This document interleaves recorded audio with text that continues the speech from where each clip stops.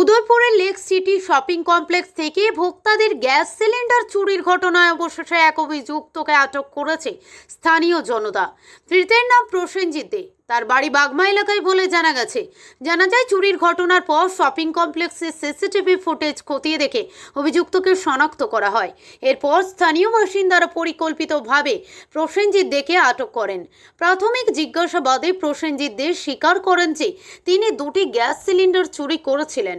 পাশাপাশি তিনি দাবি করেন চুরি করা সিলিন্ডার দুটি জসিম মিয়া নামে এক যুবকের কাছে বিক্রি করেছেন।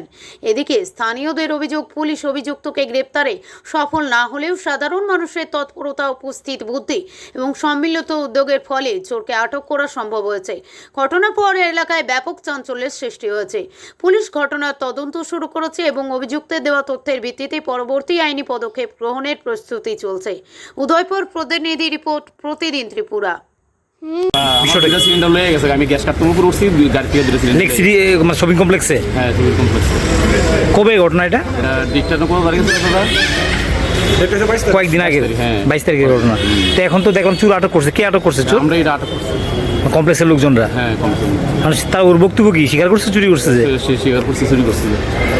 মোট কটা সিলিন্ডার চুরি হয়েছিল? আমার দুইটা সিলিন্ডার চুরি হয়েছে। আমার একটা সিলিন্ডার চুরি করছে। আপনার একটা? তাহলে পুলিশ অভিযোগ করছিলেন নি? হ্যাঁ, আমার যেটা এন্ট্রি করা হয়েছিল করাইছিলেন, তো পুলিশ ধরছিল? আইছিল? এখন আমরা ধরছি। এখন আপনারা ধরছেন? তাহলে কই চুরের বাড়ি কোন জায়গায় কিছু কইছে? তো বাগমা কইতেছে বাড়ি, একজন বাড়ি বাগমা।